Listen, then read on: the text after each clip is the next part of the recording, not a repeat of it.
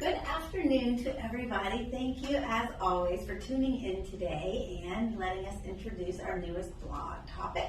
This topic this week is going to be about remote working. Now, after the pandemic is slowly subsiding, we still have remote workers, something that is here to stay. So there's going to be a lot of law that's going to be made in this area, and it's a lot of first impression law because we haven't had it as often as we see it nowadays. You can get injured on the job at home, remote working, and it happens pretty often in a lot of situations.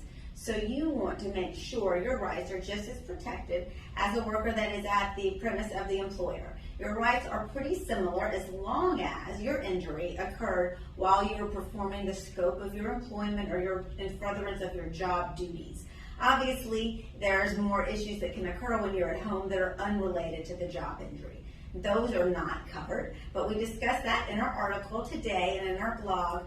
The biggest takeaway is if you are at home working remotely and you get injured, number one, timely report it to your employer, and number two, call an attorney right away if you're not certain if it's going to be something covered. There are repetitive type injuries from typing that can occur at home, just like on the employer's premise.